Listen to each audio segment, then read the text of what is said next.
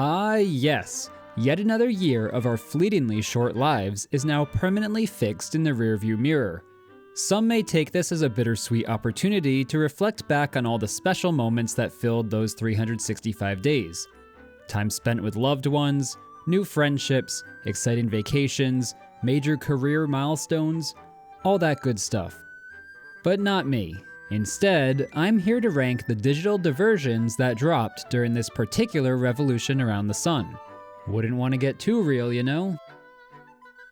You're here for the games, so I promise to keep the preamble brief. These are my personal favorite games, not a regurgitation of yours. Even if I could read your mind, where's the fun in hearing a random stranger on the internet tell you why you should play a game that you've already experienced? Furthermore, I only played a limited number of 2024 games, 10 to be exact, so my personal favorites should not be taken as any sort of definitive Game of the Year award. As evidenced by my channel's retrospective focus, I'm not much of a day one gamer. From those 10 titles, I've picked my top 5 to recommend today. As you might expect from a passionate Legend of Zelda fan, Echoes of Wisdom is one of the 10, but shockingly not one of the 5. I really enjoyed the grand return to 2D Zelda, but ultimately it was beaten out by other games that I vibed with even more. Just goes to show how strong a year it was. My goal here is to introduce you to a new favorite you might have missed, so I will be avoiding spoilers wherever possible. Rather than dazzle you with flashy endgame cinematics to boost my engagement stats, I've restricted all footage to the first hour or two of gameplay, so fret not. We can discuss how much of a stand-up guy this Austin Ashworth fellow is later. It's time to dive in with number 5. This was actually the toughest slot to fill. I had several games all competing for my affection, and I wish I could have given each their proper recognition. In the end, I've settled on the Silent Hill 2 remake.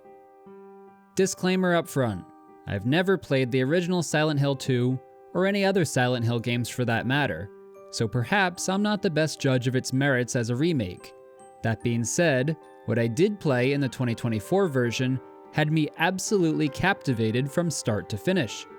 I've recently fallen in love with the Resident Evil style lock and key progression, and, perhaps unsurprisingly, I found the labyrinthian levels of Silent Hill 2 to be just as satisfying to untangle as those in its rival series. Now that I've finally experienced Silent Hill firsthand, I have to commend its commitment to scaring the player. Resident Evil tends to dip in and out of genuine horror, but Silent Hill 2 relishes in making the player as uncomfortable as possible. The oppressive atmosphere, especially with regards to the industry-leading sound design and the iconic foggy setting, kept me permanently on edge. This constant feeling of impending dread was something I've never before experienced in a game, at least not to this extent. Silent Hill 2 doesn't rely on jump scares to get under the player's skin, and yet I still lost count of how many times my heart skipped a beat as a mannequin monster manifested seemingly out of nowhere. The game makes brilliant use of limited visibility, with perhaps the weakest flashlight ever designed. This ensured that I was never anything less than 100% engaged in what was happening on screen. As I meticulously scanned each corner of every room I entered, my mind was never given a chance to wander. This constant focus was exhilarating. I also loved the music and performances, especially Luke Roberts as protagonist James Sunderland. I can't quite put it into words, but there is just something uniquely compelling about the various characters' motivations and dialogue that put me in a headspace usually reserved for dreams. It's all so opaque, yet clearly holds deeper meaning beneath the surface. While I would prefer the balance be shifted slightly towards more concrete explanations, I appreciated the storytelling confidence in refusing to provide easy answers. The hours that I spent going down the YouTube rabbit hole, researching hidden symbolism and fan theories, made for the perfect dessert to Silent Hill 2's main course. I acknowledge that I'm 20 some odd years late to the party, but I'll never forget my time spent in Silent Hill 2. It may only rank number 4 in my favorite games of the year list, but Metaphor ReFantazio might just take the top spot for worst video game title ever. Seriously, that nonsense name does such a major disservice to the fantastic RPG within. It's a miracle people managed to overlook it, and the game became a roaring success despite. Of course, the studio's pedigree certainly helped, as this is the same team behind the popular Persona series that has taken the world by storm. I happen to be a fan, not a die-hard mind you, but I did really enjoy Persona 4 and 5, and I aim to catch up with the recent Persona 3 remake eventually. Metaphor's turn-based combat, social link systems, and calendar structure obviously invite comparisons to Persona, but I was most taken by the ways in which Metaphor deviated from its predecessors. The brand new fantastical setting was a delight to discover. It takes a lot to get me invested enough to read through codex entries, but I found the world building downright fascinating. The story is more mature than anything in Persona, and genuinely gripping. What begins as a run-of-the-mill regicide plot takes some truly unexpected and unique turns. The characters who join your party are a far cry from simple high school cliches, and I never grew tired of deepening my relations with them. With the assistance of the time management mechanics, the chance to progress a social link, what could feel like a chore in a lesser game, was always an exciting treat. Without naming names, the third member to join the squad is my personal favorite. Nevertheless, all have well-crafted backstories and universally appealing, yet varied, personalities. The archetype system, a fresh twist on the traditional JRPG job system, really clicked with me. It offered ample freedom in fine-tuning builds to my heart's desire, without the complex systems ever feeling overwhelming. Obviously, a top-notch musical score and an over-the-top, stylish visual design have come to be expected from this studio, but I'm still impressed every time. I'm sure this will sound like a first-world problem, but honestly my biggest gripe with the game is in its length. To others, this may be a selling point, but once a game starts hitting 60 or 70 hours of playtime, I sometimes struggle to maintain interest and motivation. The pacing could be tightened up across the board, but a road trip framing imparted a sense of momentum and helped keep things fresh for the most part. Anyway, I don't want to distract you from Metaphor's strengths. You should know whether or not this game is up your alley just from the back of the box elevator pitch, but if you are in doubt, I'd highly encourage you to check out the generous demo on offer. That's what I did, and I was very quickly sold on the full game. Metaphor ReFantazio was a title I was a bit embarrassed to say out loud, but it was not a journey I wanted to miss. Like many others, my game of the year in 2022 was none other than From Software's masterful Elden Ring. My time spent exploring the lands between remains one of the most fulfilling experiences I've ever found within a video game, and a journey I look back on very fondly. Now that FromSoft has returned with an impossibly ambitious follow-up in Shadow of the Erdtree, it should come as no surprise that it ranked among the very best that 2024 had to offer, securing a well-deserved number 3 spot on my list. If Erdtree's status as an expansion bothers you, just think of it instead as Elden Ring 2. Given how vast its scope is, this may as well be a full sequel. Side note, but I don't really understand why some have taken issue with the DLC competing for end-of-year awards. This is a major release offering a largely distinct adventure that thrilled me for over 40 hours. Can you really blame me for choosing to overlook meaningless technicalities in favor of celebrating one of the year's brightest highlights? Even if Shadow of the Erdtree was merely more of the same, that would have been enough for me. However, Erdtree scoffs at the conservative approach of simply treading water. The map design might be the single most intelligent open world I've ever experienced in a video game, and is undoubtedly the title's biggest achievement. Upon first opening the map, players are greeted with a brand new and generously sized landmass that is just begging to be explored. Yet, just like base Elden Ring's map, the truly insane scope of this world only gradually becomes clear as more time is spent uncovering its secrets.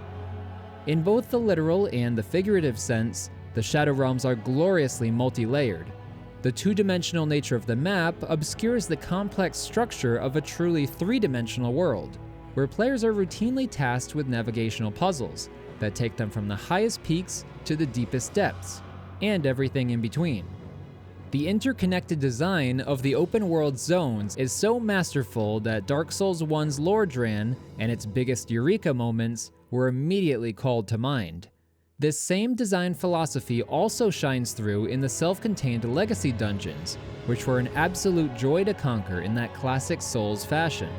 I found the boss roster, one or two notable misses notwithstanding, to be FromSoft's strongest overall.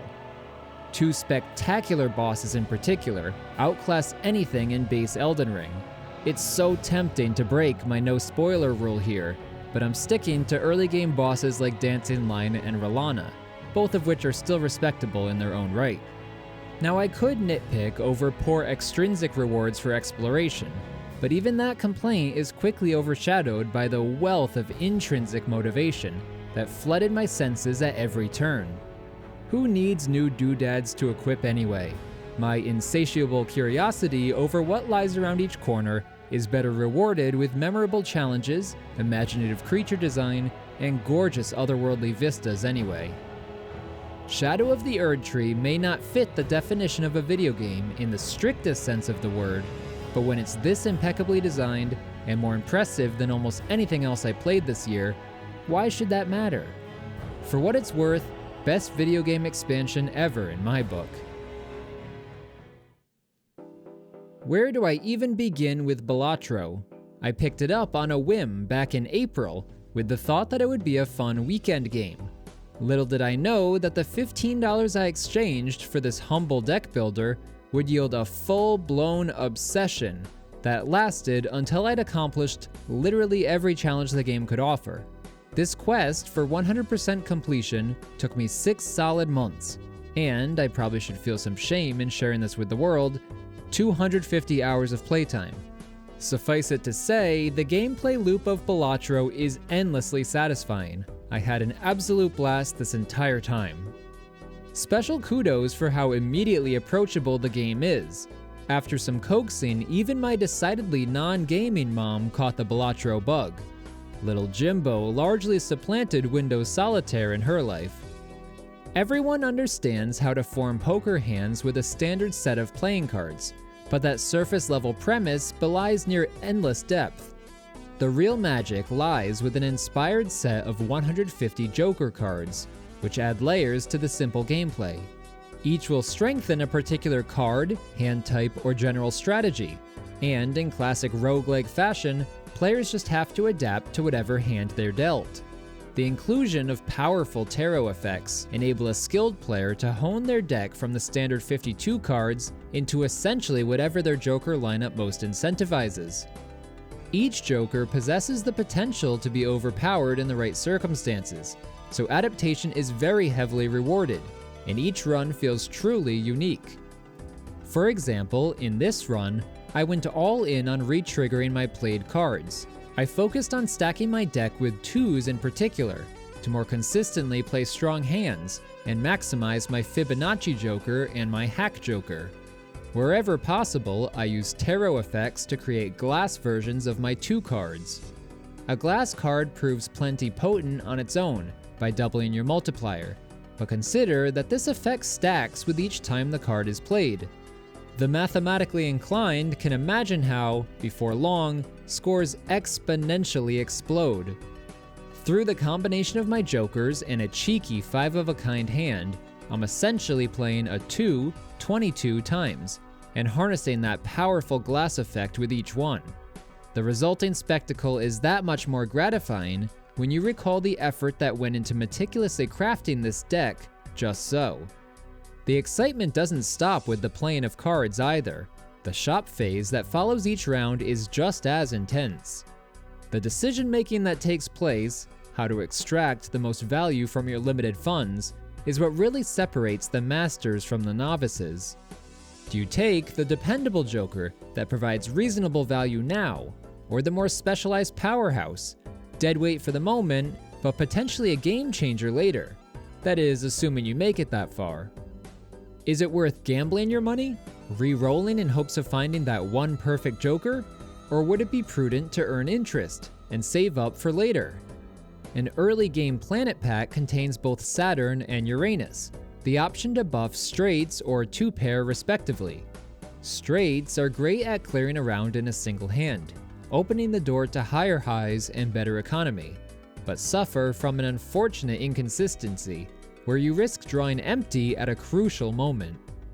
2 pairs, on the other hand, are easy to form and dependable, but have a much lower ceiling. Meeting the ante will often require more hands, and you risk falling behind as the stakes continually rise. Each and every Balatro run presents the player with a non-stop stream of these decisions, numbering in the hundreds, and I live for this aspect of risk versus reward and long-term planning. There is endless room for minute optimizations, and yet each player will still have to contend with Lady Luck. The realities of chance and probability have smothered many a promising start. And then there are the unnecessary little touches that do wonders in elevating the overall package. Balatro's infectious background track and hazy CRT filter accentuate its more zen aspects. But when you just want to play casually and split focus with music, a podcast, or even your favorite long-form video game retrospectives on YouTube, Balatro's perfect for that too. The fantastic Joker card art and effect themings give them so much more personality than a poker roguelike ever called for. It's no exaggeration to say that I'd be first in line to buy a physical Joker set. I'd love to make a collage of my favorites and display it on the wall. And can we talk about the dopamine rush? When everything clicks into place just as you envisioned. There's nothing like the feeling you get when the scoreboard ignites, as your Rube Goldberg machine really pops off. Balatro was created by a single anonymous developer under the pseudonym Local Thunk, and has become a legendary rags-to-riches story within its player base. The game was originally intended to be played only by him and his small circle of friends, but when Local Thunk realized the appeal of his creation, Balatro was open to the public, and rapidly grew into a viral sensation, even earning a nomination for Game of the Year at the 2024 Game Awards, a very high honor for an indie title. To Mr. Thunk, you truly deserve all of the accolades and praise, and I can't thank you enough for the countless hours of fun your humble little pet project has provided me. If Balatro is as great as I claim, and it absolutely is, then why does it only earn the silver medal? It's hard to imagine a single game surpassing such a masterpiece. Well, there lies the kicker. No single game could best Balatro, but the combined power of 50 games? Now that's a different story altogether. Allow me to introduce you to UFO 50, quite possibly the most ambitious gaming project ever. For the better part of the last decade, a small team of indie developers have been diligently toiling away to create a whopping 50 retro-styled games, now bundled together as one mega pack on digital store shelves. Upon hearing of this colossal promise, I'm sure the skeptic in you is immediately thinking of the various loopholes that could make this even remotely believable. My first thought was that the supposed 50 games were merely 50 mini-games, throwaway time wasters that would fail to hold my interest for more than a few minutes. Maybe you're suspecting that this is one game, stretched in 50 different directions, with only minute variation between them. Regardless, there must be some trick at work, right? How could this 6-person team possibly possess the creativity and discipline necessary to bring this fantasy project into reality? I'll have to save that question for the inevitable GDC talk, but I can promise you that this is the real deal. No tricks. UFO 50 truly is 50 unique, fully fleshed out games. Now consider that the entire package is available for $25, averaging out to a measly 50 cents a game. The value proposition is immediately impressive, regardless of the individual game's quality. So how does one even begin to tackle a collection like UFO 50? My initial approach was to sample each game in order, with the plan to bounce to the next title the instant I grew bored. The goal being to quickly separate out the stinkers, so I knew what was actually worth my time. I'm very happy to report that this was entirely the incorrect stance to take.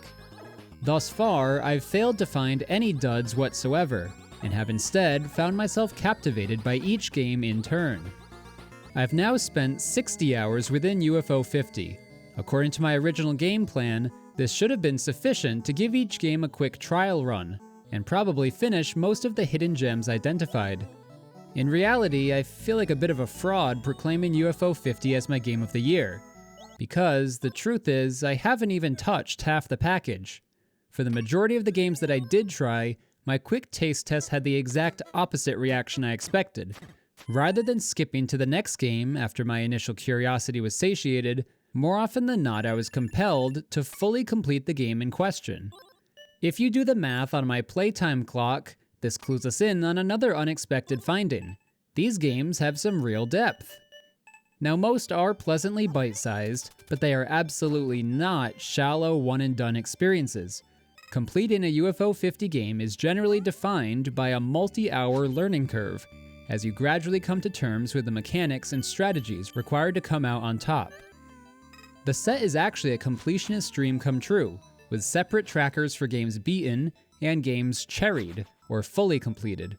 At the time of writing, I'm currently sitting at 18 games beaten, with 14 of those being full cherry completion.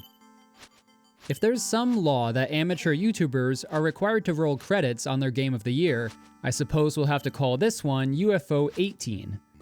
Even limited to the content I've enjoyed thus far, I can confidently say this is my favorite gaming experience of the year, but the sheer excitement I feel towards uncovering even more unique experiences within UFO 50 pushes it far above the competition. I wouldn't be surprised if I do eventually 100% the full 50. I'm not planning on putting the controller down anytime soon.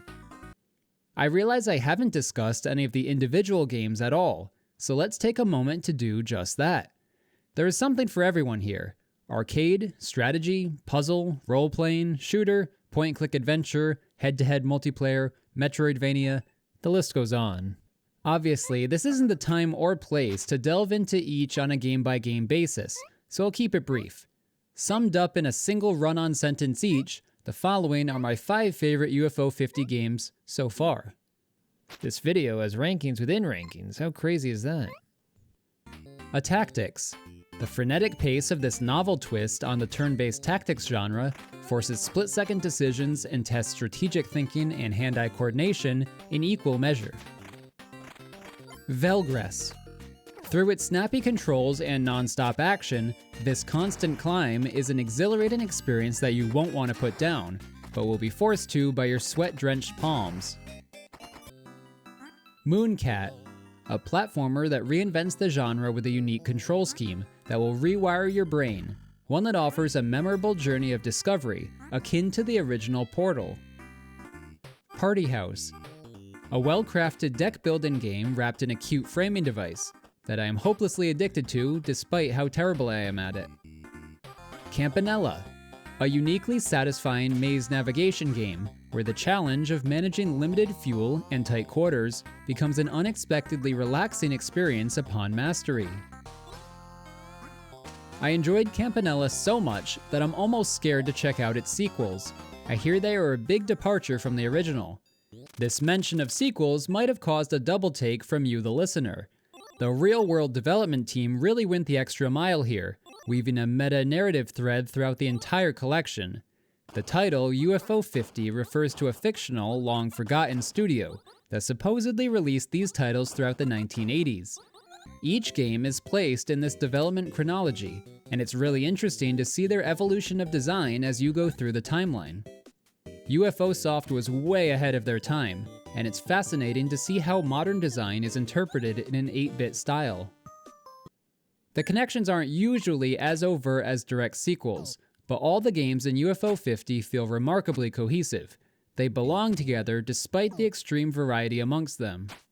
For this reason, I don't feel bad pitting 50 games against one when making this year's list. UFO 50 as a whole is far greater than the sum of its parts, and should be considered as a complete package. I could very easily dissect each individual title one by one in a large-scale review. Don't tempt me.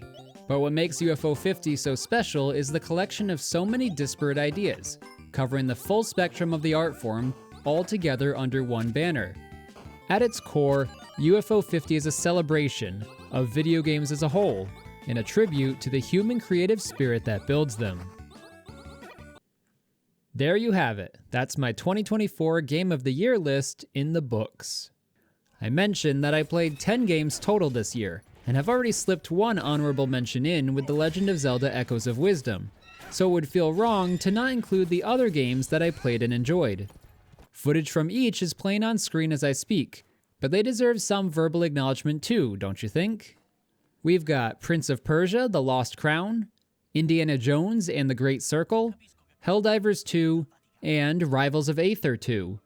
I'm not really in the habit of playing bad games, so each of these earns an honorable mention from me. If any of the games discussed here piqued your interest, and I hope that they did, I implore you to check them out for yourself. I don't think you'll regret it. With the combined might of UFO 50 and our 9 other contenders, this has suddenly become a 59 game list. So why not throw one more on the pile for an even 60? I really wish I could have played Astrobot. It looks like an absolute blast, but alas, I'm PC and Nintendo only these days. Fingers crossed for an eventual PC port. Before we go our separate ways, I'd love to hear what some of your favorite games were this past year. Exploring how tastes and opinions can differ is what makes rankings like this so fun to me, so please do share. I'd also be remiss to not at least mention that my Patreon page has a companion list highlighting my favorite movies of the year.